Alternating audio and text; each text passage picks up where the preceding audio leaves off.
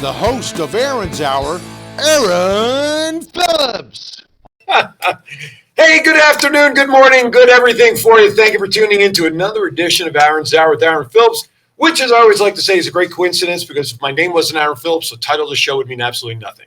Thank you for tuning in on this Memorial Day weekend. Hopefully you make it a safe, fun, enjoyable weekend. Remember, no school, no nothing on Monday, but an extra day to relax and unwind and spend time with everybody around. If you're watching us on Facebook, thank you so very much. Also, don't forget, if you like YouTube, that's cool too. We have a YouTube channel there, not only under Aaron's Hour Show, but for WWDBTV. Now, if you want to call in, I got a phone. I know it's working. Hopefully, John paid the phone bill. 702, did you give me the thumbs up? 992-3207, 702-992-3207. Again, if you're watching on YouTube, send those comments in. John gets them. We put them up. They'll be on the screen. Just if I like them. If they're good ones. Now, if you're driving around town and you can't watch and drive, at least I hope you're not. If you have an Android, download WWDBTV, the app, to your phone. You can at least listen. If you have an iPhone, WWDBTV LV. Now, if you miss all of that, but you have Roku, download the WWDBTV channel to the network. And not only will you see Aaron's Hour, but you will have a menu full of shows with which to select to watch everything from my show to wrestling to cybersecurity to who knows what else. Doing It with Styles. All those great shows are on there, so you can check that out on Roku. All right. Thank you again for everybody. Listen, if you share the feed to everybody while you're watching, that would be great too. I would love that. All right. My guest in studio today, we're going to chat a little bit, have some fun with my conversations. His name is Frank Parrillo. You may recognize him. Oh, I don't know. He's done a few movies, casting. He's an actor. He's done a lot in the industry, and we'll get to that in a few moments. Welcome, sir. Thank you. Thank you for having me. So good to have. I feel like I've turned the tables on you for some reason. I felt the same thing the minute I sat down here. I felt the same thing. Well, I can't wait for the critique on Tuesday. Anyway, listen, before I get started, you know what time it is. It's time now for Vegas and Rap 2.0. Oh, yeah? I hope so. Yep.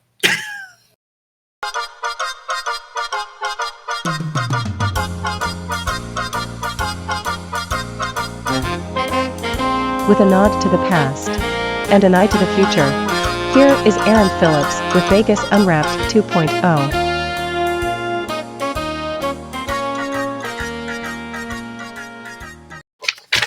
All right. Here we go. I got some news. Not a whole lot of news. For some reason, it was a quiet week this week. EDC cleared out, although that makes news all unto itself last week. Tons of professional wrestling in town this weekend. Of course, right now, Saudi Arabia, the WWE has a show going on tomorrow night. AEW's in town. Plethora of people. Holiday weekend. So hopefully, you get around safe and sound. All right, let's talk about, are you a baseball fan? I am a big baseball fan. Who's your team? New York Yankees. There you go. See, I knew I liked you for a lot more reasons. But you've heard a little rumor that a team from California is moving to Vegas, right? The Oakland A's. So there's been talk. You've been following it. They have found a spot over here. They found a spot over there. They want $700 million. This and that. First of all, I don't like the location on the strip. Why they're not building down or up towards the raceway, right? Right. It doesn't make sense. I mean, like I always say, it's 7 o'clock first pitch, 5 o'clock, people are trying to get home. You get off Tropicana. No, you're not getting off Tropicana that easy for everybody who wants to get to the ballpark early. Baseball's not like football. It's played almost every single day. Right. 82 games at home. Yeah. Right? So, yeah. Or 81. 81? 162 divided by 2. Yeah, I teach math. Yeah. 81 games at home. And I have a degree in it, too. That's the sad part. So they now found a place. Because at first it was going to be where not Excalibur. Why am I blanking? Tropicana. That's where it is now. The Wild West. Yeah, Wild West, right. On the other side of the highway, and the $700 million bond or $500 million bond they wanted, whatever. All right, so now there's apparently 35 acres on the corner of Tropicana and Las Vegas Boulevard, where the Trop is. I didn't realize there was much land back there because the airport's right behind them. Right, it's right behind them. That's a lot of acres. Well, apparently the organization that owns the land is willing to give up 9 acres, starting right on the strip corner there. And they reduced the amount of bond from about $550 million from the original site. Now they're getting a discount. They're only asking for about $360 million in the bond. Okay. Payoff amounts and all sorts of other stuff. John, can you throw that picture up? So here was a rendering of what the area is going to look like there. The top picture, you see obviously more of an aerial shot, but the bottom picture, you see the MGM right there. That's on the north east corner, right across the street from what would be the Tropicana, which obviously is going to be torn down. It's going to be a dome stadium. I actually have the information on here. Let's see. They're giving it for free. Check that. The gaming and leisure properties will provide 9 of the 35 acres of the Tropicana site to the A's for free. The club hopes to construct a 30,000-seat stadium with a retractable roof, which obviously makes sense here, to open for the 2027 season. So that's still, 3 years away, if my math is right, more or less, 4 years away? Yeah, 3 years. Getting better with this math 3 seasons away. 3 seasons away, exactly right. Once the construction is complete, the ownership of the land will then transfer to the Las Vegas Stadium Authority, which also happens to own now the Allegiant Stadium. Okay, so the renderings are great, but I just don't like where they're. I mean, everybody says the Allegiant Stadium is on the Strip. I don't know. You need to go back to a better map if you think Allegiant Stadium's on the Strip. That's true. It's near the Strip. It's near the Strip, right on the side road there. But Allegiant Stadium, you got T-Mobile. Now, fortunately, football and baseball, unless the A's miraculously get into the playoffs and they play into end of October, November, you're really not going to see much congestion between football and baseball. Right, that's true. And with the A's drawing about 2,300 people now in Oakland, it's the fact of them even getting into the playoffs won't exist, in my opinion, for years down the line. But think about that. You could have hockey, which starts in October. Yes. Football, yes. Playing that time. Baseball could be wrapping up for that whole area would be a big cluster, what. Yes, yes. I would not want to be around there. It already is. It is, right. And, of course, with the construction, right, I think I'm a firm believer that they did all the construction on Trop and 15 over there because they knew the A's were coming to handle the job. You think? I don't know. I mean, they did a ton of work there. They're still doing work there. There's so much. We have so much space out there. Why do you pick this one place on this trip that's just going to cause so much misery? Absolutely. And then if the team's bad, nobody's going to like it. Exactly. But you want to tell me one of those things about the A's? Yes. The A's are one of those teams that always look real bad, and all of a sudden, one season or 2 seasons, they'll pop up and they'll have this amazing run. As we saw in the movie Moneyball. Right. Which depicted that exactly right when they went on the 21 or 23 game win streak. Right. And they got into the playoffs. Billy Beane does as good a job as you can with as little money as possible. Yeah, he does. And he just doesn't get the recognition for it because, again, the stadium gets nobody to show up because of how bad. I think I saw their record. They're like 14 and 30 something already this year. At this point, the fans out there probably want them to go. Right. But Oakland has had a franchise, since the late 60s. I remember growing up. Right. Oakland and the Mets. 1968, it transferred from Kansas City to Oakland. There you go. So, see, I was only 4 years old when that happened, and I got close to it, right? But I remember I think it was 73, right? Mets and A's were in the World Series. And all of that, you had the Sal Bando, you had all these guys. There's a lot of history with it. Reggie Jackson, right? He helped our Yankees win a lot of games, yes, he did, right? He came from Oakland. He did. Actually, was it Oakland? He came from Kansas City, then to Oakland. Right, but then Baltimore was in there, I think. Right no, he went from Oakland to New York. Okay, then he went to Baltimore afterwards. Too. Right. Oh, Catfish, number 29. Yeah. Oh, my gosh. I told you I was a Yankees fan. I know. I love it. I hate to say it. Growing up as a kid, my grandfather, may he rest in peace, loved the Mets. He was a huge Mets fan.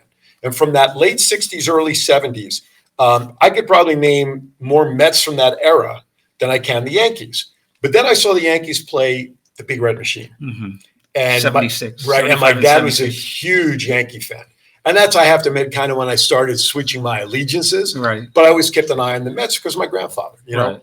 And, of course, my buddy Ricky upstairs was a big Mets fan. So that's what guided our friendship. He was a Yankees fan. I'm a Yankees. He's a Mets. He's Jets. I'm Giants. So you can imagine the talks we had. Now, the A's started off in Philadelphia. Yes. Moved to Kansas City. Right. That's exactly right. See?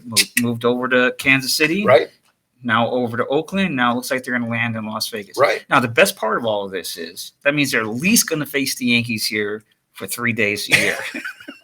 Right. Exactly. But I got to tell you, it's interesting. The Giants football, they're coming out to play the Raiders this year, and I'm a huge Giants fan. And there's the historical perspective of Raiders fans not exactly being the most couth people out there.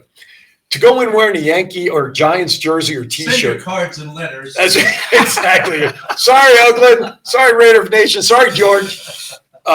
So the fear I have literally, because, we hear all the story. I mean, look, did you see the clip that there were Yankee fans fighting each other earlier this week after a ball game that the Yankees won? Yankee fans, they were fighting amongst themselves after the game. So you go into the stadium as a visiting fan, right? I don't want to risk getting bombarded and having my shirt ripped off or having shit thrown at me. I got a nice 60-inch wide color TV at home, no bathroom lines. I can get food when I want to. It's not going to be a problem with the A's. That's true. It'll probably have more. They'll have only Yankee fans. Yeah, they'll have Yankee. Now, here's something else that really hasn't been talked about. When the Oakland Athletics come here, of course, the Aviators are the AAA team for the Athletics. No other team in baseball has their AAA team in the same city, let alone within an Uber's ride of each other. Right, exactly. Right? So if a pitcher gets hurt in the first inning, hey, John, grab an Uber. We need you for the fifth inning, and all of a sudden Uber pulls up. So I think baseball has to look at that as a huge advantage that they're going to have to change. I would imagine the Aviators would have to change affiliation per Major League. I would think, because I can't imagine it staying that way when they actually move here to start playing. Right. Listen, Major League Baseball, I could be fooled. Who knows? Anyway, but yeah, I mean, look, Vegas has been entertainment capital of the world, right? It's been, and as I learned earlier this morning, as I was recording some demo stuff for somebody else, we're also the wedding capital of the world, especially around Valentine's Day. But would you think that maybe Vegas is more of a sports capital now than entertainment? Or do you think entertainment is still entertainment's still up? Okay. Yeah. Do you think the sports is part of entertainment? It is. Okay. I do. Okay. Yeah. It's just amazing, what we have in this town that, first of all, I thought hockey in the desert. When I moved here, we had the Wranglers. I don't know if you were in town, I right? Remember? Yes. Season tickets for a family of 4 for my wife and I, my kids was like $50. Right. Now you can't get $50 to get into the freaking parking lot, right? That's what a hot dog costs. That's for the hot dog. Right. And there ain't no gold in that hot dog either, folks. So now, ECHL, of course, before them was the Thunder. Right. If people will remember that. I used to love going to the games. And I go to nice games, quite frankly, when tickets are available from friends that can't go. You know what the Thunder was really good for? What's that? Fighting. Did they do a lot of They fights? did a lot of fighting. My family and I used to go just for the fights. I went to a hockey game. I went to a fight and a hockey game broke out. Right? It's good. But now, people who don't relate to this, they come to Vegas to see a game for their team. They're the visiting team, right? The opening stuff that the Knights put on is typical Vegas, right? Hey, I went to see an entertainment show in Vegas and a hockey game broke out. Right. I mean, the glitz and glamour, you'd expect nothing else from Vegas anyway. But it's just interesting how we have 2.5 million, 2.6 people here, whatever it is. And I think we're really a melting pot city because of where everybody's coming from. Yeah, absolutely. Ruse, I think maybe 1 in 500, 1,000 people I meet are native. Right. I don't know if that's high or not, but it's far and few between. But it's just interesting how Vegas now, thankfully, I think, is getting more known for other things than just gambling. Right. It's diversifying. Exactly. That's the word I was And looking if the for. movie studio comes in. Oh, yeah. We'll talk about that. Okay. I have that on the agenda. I'm not gonna jump that. No. I'm glad you did, because for those who don't know, listen, we have a film authority here because companies do come here to shoot. I mean, you know that better than anybody. I'm preaching to the choir with Frank. By the way, Frank's my acting coach too, by the way, which we'll get to that in a bit. But they have the film authority. So I know that that's here. Companies do come here to film. As a matter of fact, someone that John and I know together, Tema Hammond, she had a studio here for years as well. But that's going to change a lot as well, having those studios here. And I can't wait to talk about that as well. But there's a lot of stuff going on in Vegas. It's not just the heat, folks. Yeah, it gets hot here a couple of months out of the year. Big whoop-de-doo. That's why we have air conditioning and wet pools, folks. That's all I'm going to say about that. All right, let's move on, because I do have a winner to announce. I always love to share when people win money, but I got to remind everybody, Vegas was not built on winners. Remember that, okay? All these casinos were not built simply because everybody was coming in and winning. There are a few people that have left some money behind, but not in this case. Here we have a guest who stayed at the Venetian Resort this past weekend on Ultimate Texas Hold'em. Okay, I don't play much of this stuff. They won a progressive jackpot. Want to take a guess how much they might have won? Fair shot. $500,000. Oh, not bad. $435,000. This person got a royal flush in clubs. Now, my thing was, let's see, what did he do? Royal flush made a $5 side bet, which made the hand eligible to win the major tier for this progressive. I was, like when I sold timeshare, people always say, oh, I travel for free. I get my stuff here. I stay at a hotel for free. I'm like, do you come to Vegas often? Oh, yeah, we come all the time. I gamble a lot. I said, ma'am or sir, you know you prepaid for those rooms, right? They're like, huh? Yeah, well, yeah. How much people spend before they win that kind of jackpot? Oh, that's great. Yeah. Sometimes people get lucky. Quite a bit. But how many times I read these stories and it's like, oh, here's a $2 bet and I won $1 gazillion. But how much have you spent to get to that point? Right. You know, Exactly. that's always part of the story. So it was always part of the story, but nobody likes to talk about that. No, stuff. exactly. Like, can't you take gambling losses though on your taxes or You can, something? yeah. So maybe it's worth losing. No, it's not, because it still moves you into the higher tax bracket. Oh, even if you lose? Even if you lose, Because they expendable money. Right. You can deduct it, but you still moved into the higher tax bracket. God almighty. Mr. Producer, I'm just curious. I'm pulling up my Aaron's Hour Show Facebook page, and I don't see the feed. I want to make sure we're on the right page. So if you can just verify that if you can verify that. However, so every once in a while, he's got so many different shows to pitch up there. I see it up there, Aaron's Hour with Aaron Phillips, but I'm not seeing it on my Facebook page. You should now. The help you get for what you paid for around here, Frank. You know what I'm saying? All right. So here's another one. You got to remember growing up, roller derby. Right. Yeah. WOR TV. Got up early for it. Right. WWOR TV. There was the bank track and people, it was wrestling on wheels. You know, powder being dumped on everybody, people flying off the rails. Well, guess what? Roller derby is returning to Las Vegas. Tryouts are happening through the end of May. Now, this is an organization called the Las Vegas High Rollers Roller Derby League. It's a women's league. Okay. So be aware that tryouts are being held right now from the 26th through the 30th. You can search for the Las Vegas High Rollers Roller Derby organization. Multiple teams are being put together. They want to play here in Vegas as well as California. So they're really looking to build this because, you know, it's another sport that the youngers don't know anything about. Right? That's really true. Could you imagine we have roller derby now? Jeez. Yes, sir, John. Turn your mic on when you talk to us, please. You used to have a show somewhere else a long time I ago. know. Didn't we have one of the women that one of the original roller derby queens. Yeah. McCoy. Cindy McCoy. I gotta find that. So I'm excited about this. I love roller derby. I know. When I was growing up, man, we went, the Thunderbirds. Right. That was our team, man. Did you skate at all? I mean, roller skated? No, in any way, not really. Never went to the rink or anything? I did. I mean, on occasion. Right. You know. Thank God the walls were there. That's how I stopped. They're a great source to stop. I'll tell you that much. I just never let go of them, so I had that problem. It's a guide rail for Frank and anybody else. Cindy McCoy was her name, and John, I believe at the time she lived up in Pahrump. Yeah. And I know I'm connected with her on Facebook. It's been a while, but Let's find her. Where I came up with her name out of the blue like that, God only knows. And she wrote a book too, didn't she? Yeah, and she was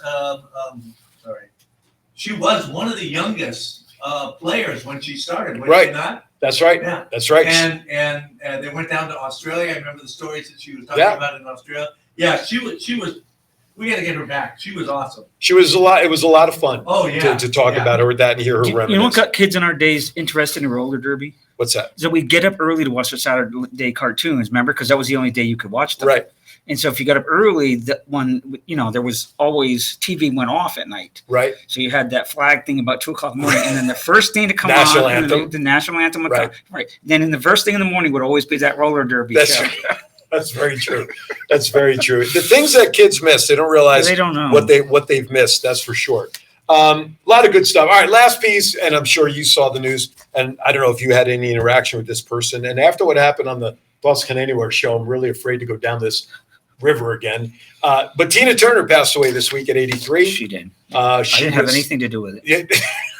I didn't say anything to do with it. Did you ever come across meet with her all your years in entertainment? Did you ever cross paths with her? I never crossed paths with her. Okay. I had the utmost respect for her, though. She was a powerhouse. Yeah. I mean, her early story is just crazy. John, I just saw the feed come up on Aaron Phillips, The Voice, not Aaron Phillips Hour. Yes, I know. Okay, because it's still not coming up on the Hour page. Well, it is here. All right, if you say so. Anyway, I say so.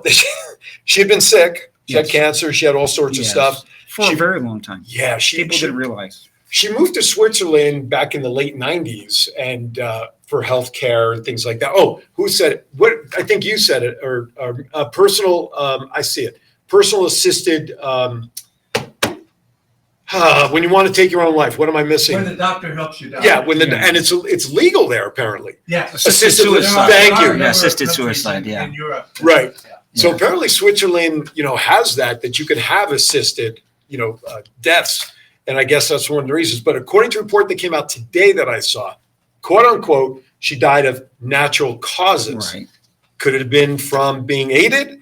Because if you have cancer through your body or whatever she had at the time, you're not dying of necessarily natural causes without cancer being involved somewhere. Right. So again, a great legend, Ike and Tina Turner from the 60s, early 70s. Her history is well known about the issues she had with Ike, because Ike realized that she was going to take off and be successful, and he wanted to continue controlling her, apparently. It's a good thing she outlived him. Yes, sir. What? All right, I see that, but you have it on 2? Do I have more than one channel? Okay, so Aaron's Hour with Aaron Phillips. That's me. Okay. That's this show. Aaron's Phillips, the voice. Oh, I thought we were going to stop that one. Aaron's Hour show. Go back to the first one. This is what happens when you're on a live show, folks. Aaron's over there. Okay. Right? There's one. So you don't want that one. No more on that one. Okay, you're out of here. All right. Aaron's Hour show, where I'm standing with the 2 cheerleaders. That's the page it should be on. The one that's right there. That's There right you here. go. Well, I That's don't know this why one I'm not right here. seeing it. Anyway, I am showing very uncouth professionalism to a very professional guy. Hey, I'm leaving. Get out of here. I think I'm leaving too. That's it. You know what? I'm leaving too. Just leave the TV on for everybody. All right. With that, you're watching Aaron's Hour. When we come back, we're going to get a little more serial with Frank. Talk about his school. Wait, are we going to a commercial? In about 5 seconds. Yes. We're going to talk about his school. We're going to talk about some of his history, what he does, and it's good stuff, folks, because you know what? You want a true professional. I got lucky to be introduced to this man. You're watching Aaron's Hour. We'll be back. This is the story of one man's incredible journey from 350 to 200-pound weight loss and his mission to help and inspire others. Aaron Phillips. People are praising Aaron's new book with 5-star reviews. Aaron's various humorous and wildly entertaining stories portray his rise as a sports announcer, his encounters with exotic and irregular entertainers on the Las Vegas Strip through his long-running Vegas Unwrapped radio show, and his contagious and positive style of pursuing success. Call now or visit our website or Amazon now to get your copy of Let My Voice Speak to You, Stories from a Hall of Fame radio personality. Order now.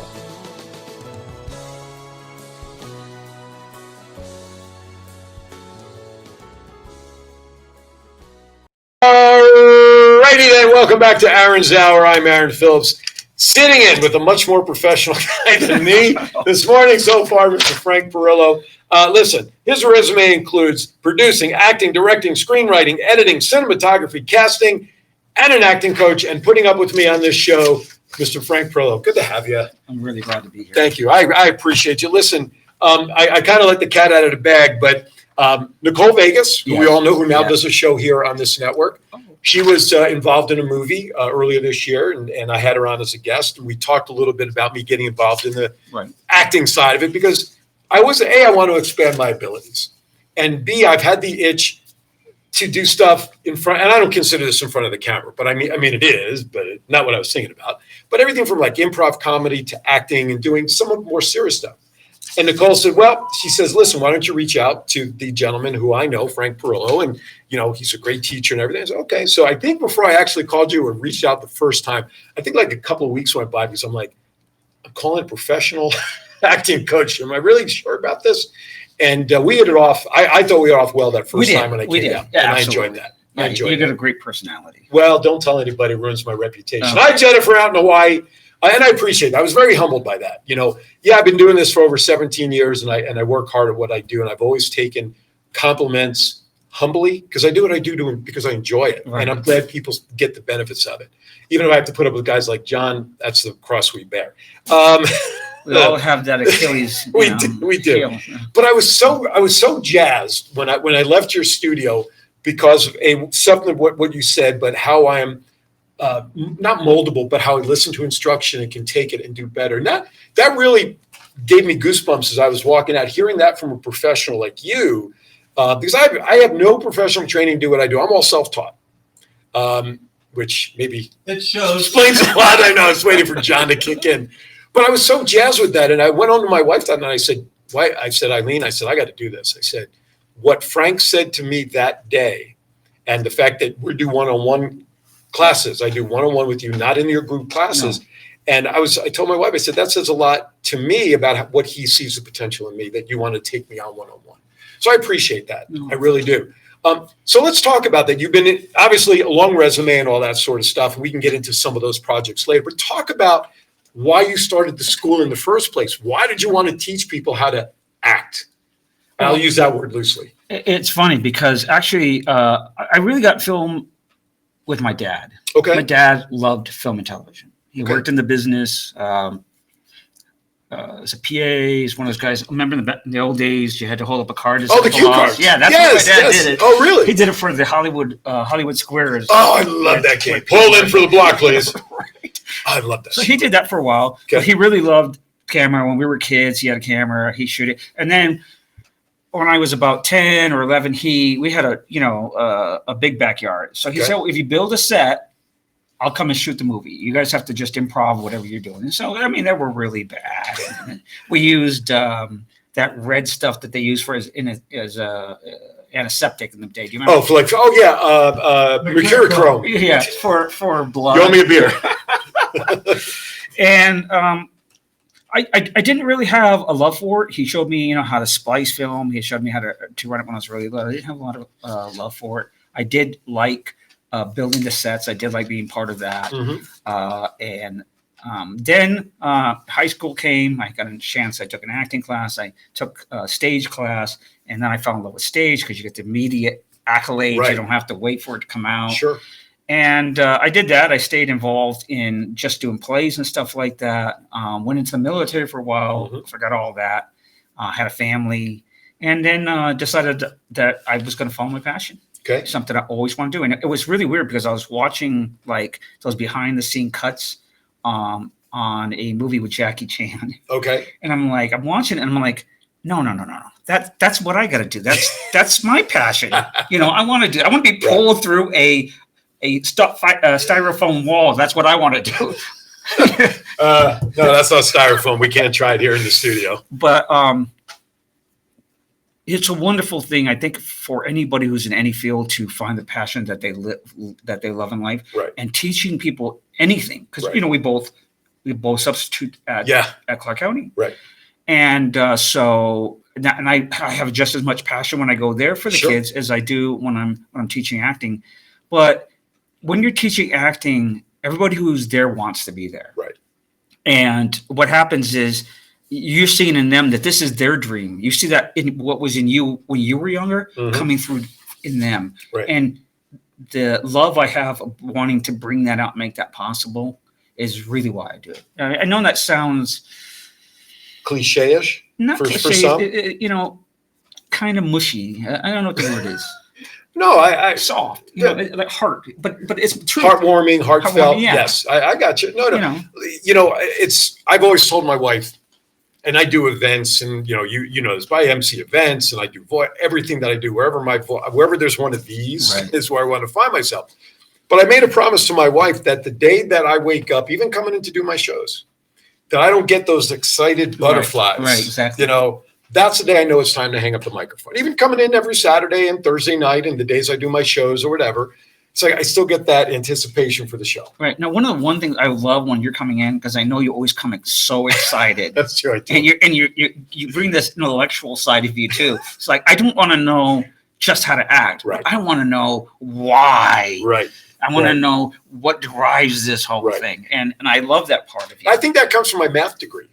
I mean, I know 1 and 1 is 2, right? But I want to understand why. Right. Growing up as a kid, you ask your parents if you can do something and they say no. What's our answer? Why? What do they give us back? Because. That never satisfied me. Right. Tell me I was an idiot for some reason. You're not letting me do it. I'll accept. Right. So, yeah. And I appreciate that because I want to understand. I don't want to be a robot. that's why I like what I do, because I don't script anything here. It's all free form, as we're just chatting is really what it is. And I'm doing this around just having fun. And so taking that and wanting to like I'll bug John all the time. Why are we doing this? Why can't we do that? Et cetera, because I just want to understand and learn. And that's why coming into, I'm like a sponge. You see me, I got notes, folks, from my classes with him. I mean, I think I've captured word for word he's ever said in a class with me. You know, everything from method acting to protagonist, antagonist. Now my wife hates me, by the way. She may be starting to hate you. Yeah, because I said we're ruining the movies now, right?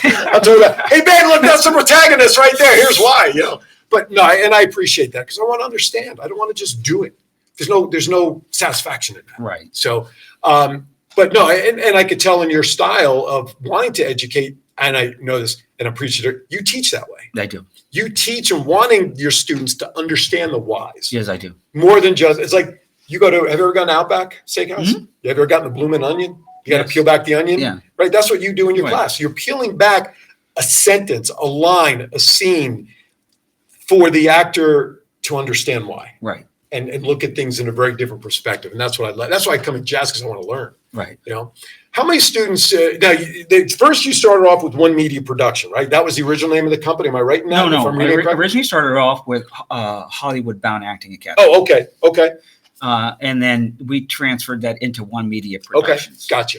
And then as One Media Productions, we got involved in making a lot of productions, but we still kept the acting school on the side. Okay. So I didn't want to have Hollywood Bound Acting Academy and One Media being one thing. So we kind of just incorporated them both. Now it's Dream Tracks. It is Dream Tracks. Where did that name come from? How'd you derive that? Because when we were talking about it, my partners and I, we were talking about what are the two things that people have here. Well, they're on a path to success, right? And it comes through a dream that they've always had. Mm-hmm. So we just kind of put those two words together and came up with Dream Tracks. One of the things that I'd always wanted to try is improv comedy, because I'm a reactor. I call myself I'm like a reactive comic, because my wife and I will be watching TV, something will happen, I'll just turn and make a stupid line that's funny as all get out. I can't write a set. I just don't think that way. Now, if somebody writes it for me, I could probably deliver it. So improv comedy is what kind of got me thinking about wanting to do stuff in front, because all what I do here is off the cuff comedy anyway. In a way, it's entertainment. But that's what kind of piqued the interest. And then I realized I wanted more out of it, because I think there's a lot of energy that you can put out and satisfy yourself as a person, right, where you can take these different roles and be different people, different scenarios, right? You know, how do you approach it when somebody is struggling with understanding the roles of an actor? Well, that's probably one of the toughest things that people come across, is understanding a role as an actor. Sure. We usually, if you're really struggling with that, we usually kind of just start really breaking the scene down. Okay. More and more and more and more. Okay. A lot of times actors want to approach a scene from the perspective of, how do I say this line? How do I do this? How do I react to this? But if you really want to be grounded in your profession, you've got to really understand, what is the scene for? Right. Why is the scene even here? Right. Sometimes it's hard to answer that question because you don't know the rest of the movie. Right. What do these two people want from each other? You know what I'm saying? Mm-hmm. Who is the writer focusing on in this scene? Mm-hmm. All right. So am I here to support the story to move along, or am I leading the story somewhere? Right. And you take all that stuff and you just process it, and you understand that acting is really about the story, not about that actor, not about you. You're not going in there to take over the steal scene. the show. Right, exactly. Right. You're there you're like painting. You're a stroke in the art. Right. But it matters. Your stroke matters, because you would look stupid if you weren't there. So that's true.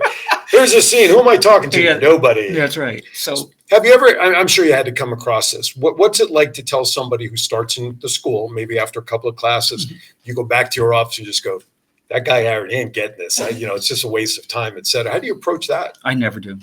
You've never asked somebody, you've never said to somebody, look, I don't think this is for you. Never said it. Really? Nope. Now, so do those students eventually get it and can move forward in some direction? Yeah. Sometimes they become some of your best actors. Really? Right. Okay. Because the thing is, we all have these walls that we built up emotionally. Right. And I don't think what somebody is they can't learn this. It's just they're going to take them longer to break down those walls and be more vulnerable. Gotcha. Okay, that makes sense. It's just interesting because I look at certain people, and I think I shared this with you. Not growing up, but when I first watched Roseanne, Dan Goodman, John Goodman. Mm-hmm. No, he wasn't exactly the most physical fit guy as he is now. I think he's a little too thin right now, but that's just my opinion. And at that time, I was 300 pounds myself, and I said, well, look at that guy. He's funny. He's not cut out of marble like some of these, Hollywood stars are. Well, maybe I got a chance. And then I read the story about Morgan Freeman.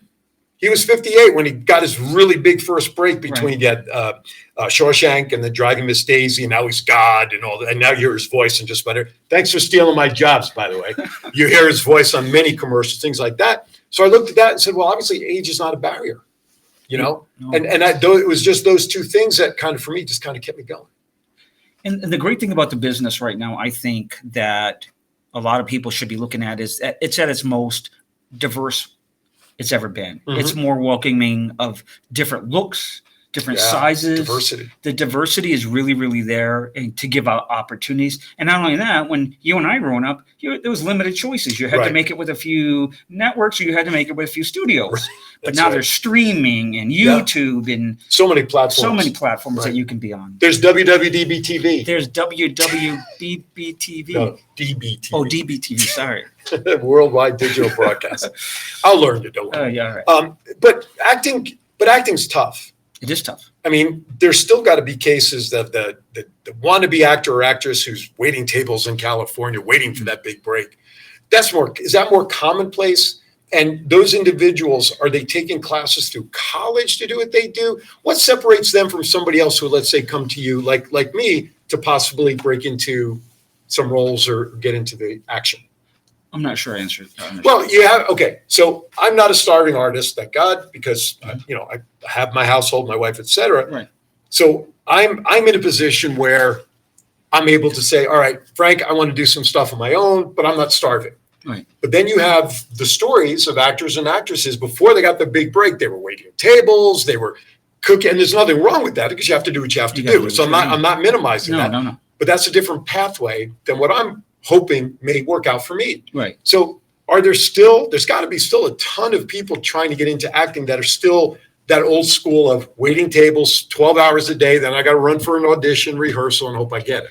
Well, with the end of COVID, with the onset of COVID and then the end of COVID, a lot of things have gone digital. Okay, that's true. Yeah. So that takes a lot of pressure off of people having to run down to the casting office and get seen. I don't know if this can be completely gone, but at least for now it is. So you can shoot it somewhere, you can send it in, you can edit it, you can make sure that you got what you wanted, you can take any flubs out, you can if you don't like it, you can redo it. Right. But no, I think for the most part, a lot of actors are Ubering. They're doing the waitressing at night or the waitering at night. Okay. They're doing different things like that. So they're available for the callbacks. But absolutely. I have a young man that was with me. His name is Jalen Thomas Brooks. He's now on Walker. Oh, okay. He's got a movie coming out this year, I think right around Halloween, called Happy Thanksgiving. And it's not so happy. But I hope I didn't let the cat out of the bag with that. No. But you said it now. We can't take it back. He told me on a show where I interviewed him, he talked about, his mom and would they go down there, and eventually they wouldn't have money for a hotel. Right. So they would drive out of the valley a little bit. Right. They'd just have to sleep. I don't know if I'm stepping on anybody's toes here, but they had to make a means. You had to do what how you do, because if you got the call back, and it's a big guess, you don't know if you're going to get that call back. So you're literally taking that opportunity. And you're believing in yourself, you're investing in yourself, and then it happens, right? And it paid off for it. Well, there you go. See, so it can happen. Before we go to break, now's the time of the show where I'm going to throw some curveball questions at you. All right. I'm ready. First thing that comes to mind: no thinking, no calling a lifeline, none of that. Yeah, none of that. So there'll be softballs right down the party. Okay, good. Who's your favorite actor of all time? John Wayne. Favorite actress of all time? Katharine Hepburn. I was going to say Katharine Hepburn. I get that a lot. Now, the next question, I'm going to put a little disclaimer out there. You cannot give me the answer of any of the shows or movies that you've worked on personally. They're out of there. That's okay. Favorite movie of all time, so that when it comes on, you're turning your phone off, you're popping popcorn, grabbing your favorite beverage, people to watch it with. What movie is it? Rio Bravo. John Wayne. Yes. No surprise there.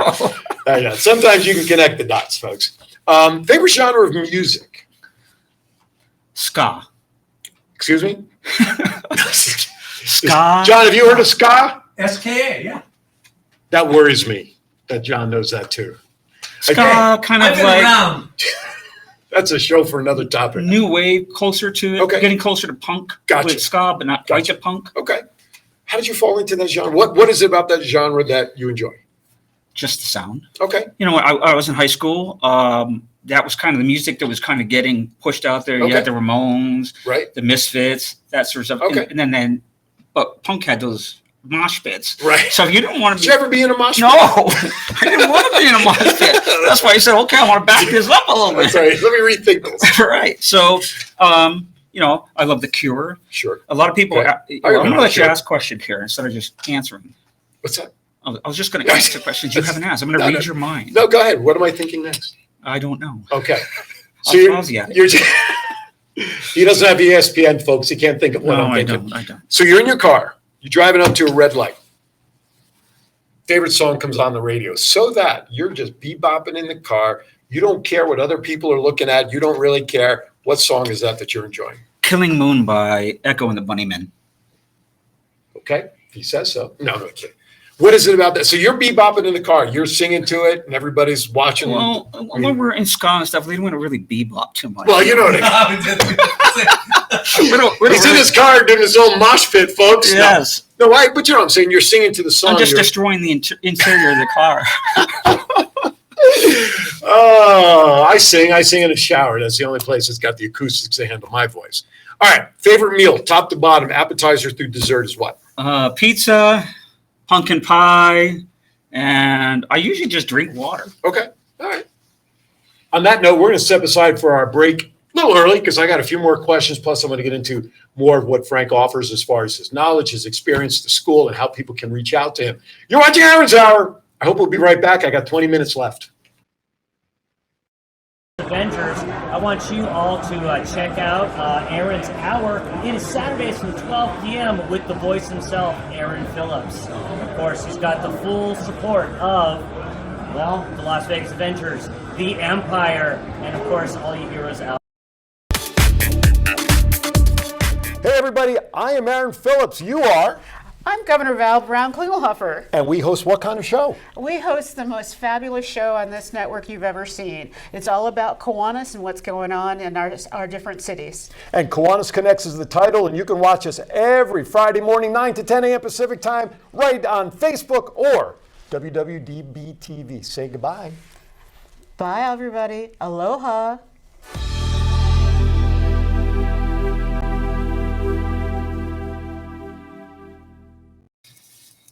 All right, welcome back to Aaron's Hour. Thank you for watching. Frank Parrillo joins me.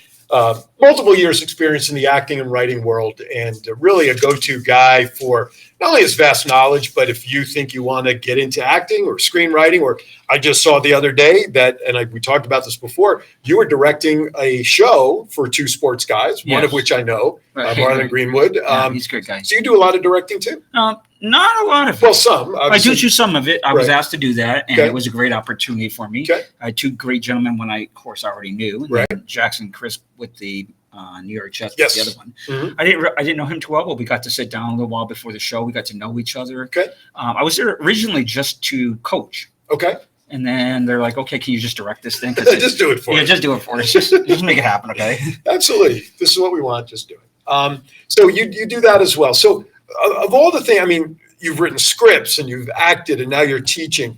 Let's say the top 3 things that you do that you love the most from top to bottom. Let's go with number 3. Let's go up. What's your third favorite thing that you do with your experience? Acting.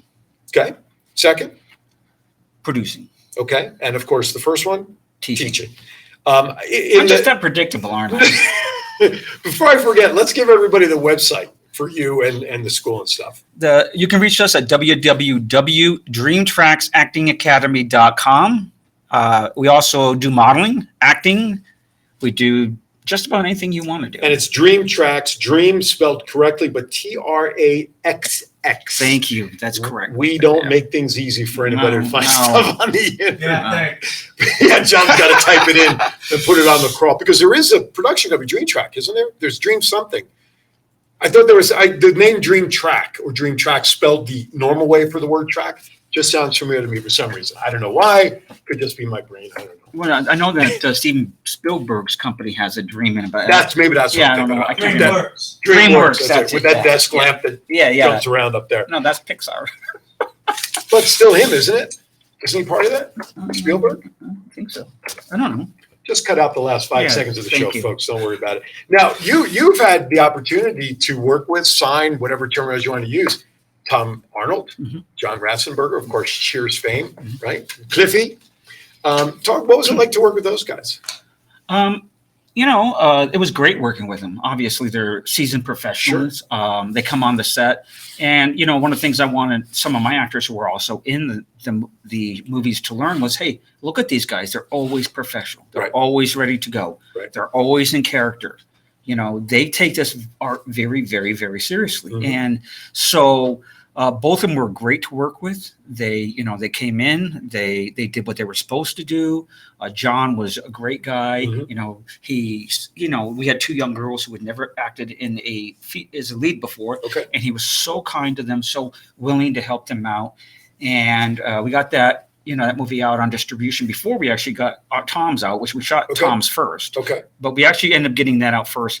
And it's done really well on. And what were the IMDb. movie? What were the movie names? So the one we did with Tom Arnold is One Interrogation, Okay. and the one we did with John Ratzenberger was Project Puppies for Christmas. Project Puppies for Christmas. Yes, and it's a great movie. You can find it on Prime. You can find it on Vudu. You can just about find it anywhere right now. Voodoo. We have the crawl of the web address, www.dreamtracksactingacademy.com. You see it there. For all of you who are listening on the app right now, I do encourage you to go back to Facebook or YouTube or Roku. Roku will be available in about 72 hours. I don't want you to stop driving or trying to write and drive as you're listening to us. Pull over. Pull over, or at least wait to get to a red light. Yeah. Dream Tracks, that's TRAXX, actingacademy.com. Frank is obviously on there, but there's information on all the trainers, all the actors, many of the projects. It's a great website to get a lot of information. And I'm just, I relish the fact that I'm proud I could say that I'm now one of your students because I do enjoy the class. We have a good time. You and I, yes, we're business. Yes. But when we have that common ground of a conversation, it's Right. just like we're in the back of the classroom. Don't let the teacher see us back there. And so we have a lot in common, which for me makes it easier for me to connect to you and just soak up your knowledge. So what do you have any projects that you're working on right now besides the acting or anything with your partner or any of the other facets within the business that you're actively looking for? Let's talk about what we can do to get people involved. Well, we always have something going on. Right. We just had a TV show that is on Tubi. It's called Okay. Shot. Okay. And we had auditions there. It was an open audition. Anybody could have came. Okay. And we got 3 of our students of the 6 episodes they're going to shoot. 3 of our students got cast. So Oh, we're right really on. excited about that. And then there was a short, an independent film came through. Okay. And we held auditions for that, which was also open. Mhm. And all my students, Dream Track students, I should say, I don't Right. want to seem possessive there.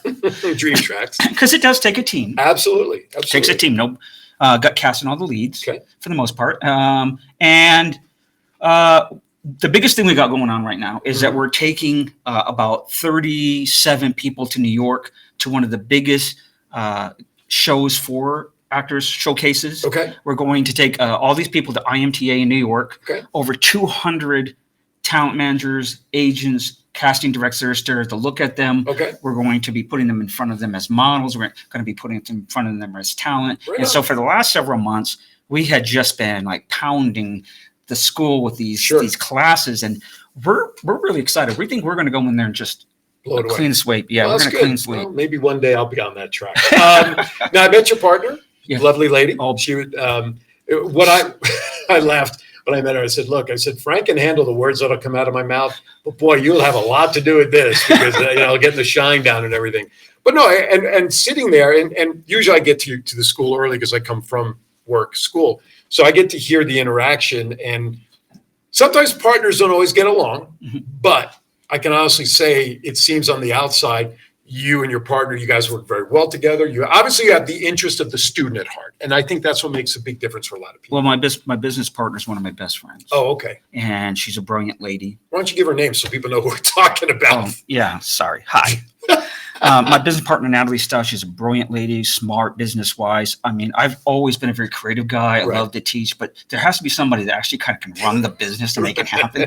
I mean, sometimes people are going to give me all the credit because the students are doing well or something like that. But you understand that when a business is running, you got to have that person back there who is making sure all these things are happening. And she goes way above and beyond. And then people call for opportunities, and she's really good to get them to come into the school, see the students, and that's a really big point. Well, it's good because it's obvious. I mean, like I said, I've seen it in the office. I hear when you guys, talk across the doors. You guys use the Yellicom from one office to the other. Exactly. But I'm evident to it. And then when you have other people working in the back, which I have never crossed the line to go back, but you have other people back there. Right, and then we have our modeling director, Dawn. Okay. And Dawn's got way more years even than me in this business of getting people seen, getting them recognized, those types of things. And she's great. And we do our photography. We take the photography, we sell the packages and stuff like that. So we got a great team. Good. It's a great team of people who really care about the people that are coming into this. Right on. By the way, I'm the protagonist because it's my show. So I'm the protagonist. You are the protagonist. You're protagonist too. He's the antagonist back there. He is the antagonist. All right. A couple more crazy questions as we begin to start wrapping up. So favorite vacation of all time? Wow. Now you're throwing some curveballs. I told you I would. You did tell me. These are curveballs. I gave it a fastballs before. Now we're a couple of sliders, a couple of curveballs. I think the best vacation I ever took was I was involved in a youth group when I was a child at a church. Okay. Not a child, I was a teenager, and we went out to Grand Estes, Colorado. Really? And what was great about it? It's just I had never really gone camp. We weren't a camping family, right? So, it was a great experience. Okay. The people who were there were very devoted to what they did, and they were very caring about who was there. And it just kind of prepared me for my Army experience because, you get up in the morning, sometimes it's your job to cook the breakfast and, for all these people, Sure. But it was just, it was really meaningful to me because it was a bunch of good people who cared about each other a lot, love for God they had. And like I said, I never went camping before. So here I am in this area sitting around a campfire for the first time. There you go. We never went camping. Right. No. Well, when you come from where we come from, camping is usually not really in the dictionary. I mean, you can go to northern Jersey. There were some great hills and mountains, and there is some camping sites. But where we come from the, what do they call the jungle? The paved jungle or whatever that phrase is. Asphalt jungle. There you go. I knew John would help me. Yeah, you don't see many camping sites. No. My dad's idea of going camping was throw us all in the back of the station wagon. Go to the double feature. That's right.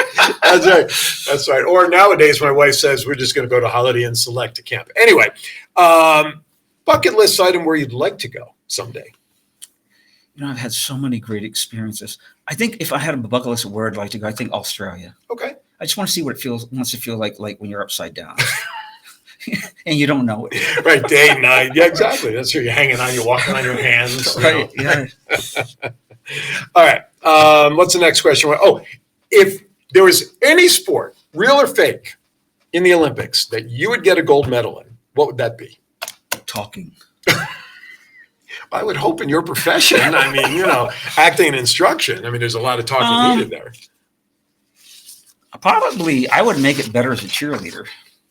Okay. Because that's what I love doing. I like cheering people on. Okay. So, all right. Do they have that in the Olympics yet? Doesn't matter. It's your Olympics. Oh, that's right. It's your Olympics. Anything you want. Mine would be how many grocery bags I can carry in from the car without having to go back. That's good. Yeah. That would be mine. Yeah. That's just an act of laziness. No, I just want to show my wife my biceps. I work out a CrossFit, doggone it. I don't show them off very often. But I buy the laziness thing because when it's hot, how many times you want to go in and out of the house? You do. Especially through a hot garage. I don't care if it's cold, nice, or anything. I'm taking as many bags as I can. It's like, honey, get the door. Can't you open it yourself? No. That's funny. All right. What was your least favorite chore as a kid growing up? The dishes. Why? Because I never liked that feeling of having my hands get all wrinkled. So you don't do a lot of swimming then, I take it. I don't do a lot of swimming. Yes, I would not Never be be a getting that dentist? event. No. I don't want to be a dentist. Okay, well that's fair. All right, And then my first job was a paper boy. My second job, and I spent the most time doing that, was a dishwasher. see, that's karma. Yeah, it that's is. why I'll never forget. Well, because you can stack it into those things. Well, and that's then true. push it through. You had a dishwasher, Right, but Right, you, okay. not everything. You had to wash That's something. true. That's very true. I remember one time as a kid, my grandfather was washing the dishes. We were over there for lunch. They were eating on paper plates. So what does my grandfather do as a joke? He's washing a paper plate and puts it in the rack. I'm like, Pop, what are you doing? He said, oh, I'm sorry. And he took it out. Oh, my goodness. All right. Favorite, so I'm going to give you a hint here, and I know you know my answer, but what's your favorite hero of all time? Superman or Batman? Batman or Batman? I'm sorry. I would have to say Batman. Okay, good answer. No, seriously. Spider-Man. Spider-Man, why is that? I don't know. Even since I was a little kid, I just really liked Spider-Man. He's great. So I will say he's got a great catchy theme song. Yes, he does. Right, I mean, yes, you know. I know the one from the 60s. Well, Do you remember that one? Spider-Man does whatever a spider Right, can. you see that? Spins a web. Okay. Anyway, I digress. And I'm ashamed to call myself a Batman fan, and I know that theme song. Well, how hard is it to remember? No. You know what I'm saying? So it doesn't take much work to remember that one. All right, a couple more questions. I'll let you. Pow! Pow! Yeah. Kapow! Zam! Wow! But I loved Batman. We loved to watch it Yeah. when we were younger. Matter of fact, it came up in one of the videos we were talking about, right? Yeah. As the antagonist with Bane. The funny thing was that I had a real kind of like competitive relationship with one of my brothers. Okay. So when he liked Batman and Aquaman and all DC, I had to switch to You had to go to Marvel. That's right. That's a good point. You got to stay on that other side. Yeah, All right. same. But see, a little bit of a serious question here. When the day comes Mhm. that you, sir, are going to be standing at the pearly gates and the Mhm. maitre d' is there to Mhm. welcome you and greet you, Mhm. what is it you want to hear the maitre d' say to you as they welcome you into the restaurant of heaven? Well done, good and faithful servant. There you go. Yeah. All right. Can't do any better than that. www.dreamtracksactingacademy.com is where you'll find Frank Parrillo. He is, as far as I'm concerned, the best acting teacher, but then again, it's the only one I've ever had, so I really don't have anything to compare to. No, I'm kidding. I enjoy my time with him. So if you ever think you have an inkling for modeling, acting, what other services can you teach people within all of that? None Just of it. acting and modeling. Yeah. Anything else from that? We're Sync from resting. Yeah. Now, we gave out the website. Is there a phone number that people can have to call Yeah. direct to? They can call our toll-free number if they're out of the state, 877 acting. No. You don't call yourself off at the end. No. 877-4 acting 4, right? There you go. I don't know. Don't look at me. It's your number. Let me give you the number 702-829-4104. I don't know. It's on the website. It's on the website. You're Let's looking go to Dream remember Track. that. You ask me all these hard questions. You finally got to the easy ones, and I can't answer it. This is horrible. I just became the antagonist, folks. We switch roles there. Oh, my goodness. Just look it up online. We write ours on the wall. Yes, You're right. that's right. Exactly. It is 8774 acting. That's our toll-free There you number. go. Give it. There you Look, go. they're located across from Palace Station in the offices behind the McDonald's over there. Give you a rough idea. Yes, we Just are. look him up. He's on Facebook too. Just look him up. You can always talk to him there too as well. All right. Anything else you want to share before we say goodbye? Because the quarter's running out of the meter. No, is there any questions from anybody out there? I've been monitoring. Everybody's been really attentive and just listening to the information that we're talking Oh, I'm about. sure they're confused now. If they're not, they will. I'm looking ahead to see who my guest is next week. And, I have a guest that I haven't reached out to, but it is somebody that John gave me. And what is that lady's name again? Yes. Greer. Greer Childers. There you go. John knows. I have to call her this week and set it up. Anyway, tune in because she's a health guru, right? She's in the health, right? Mid to late 70s. Body flex breathing. That's what I said. Body flex breathing. It should be fun because with my health transition and everything, this should be a lot of fun. Yeah. I do want to say one thing. I want to shout out to my sister, Colleen Yes. Meyer, Dr. Colleen Meyer, sorry.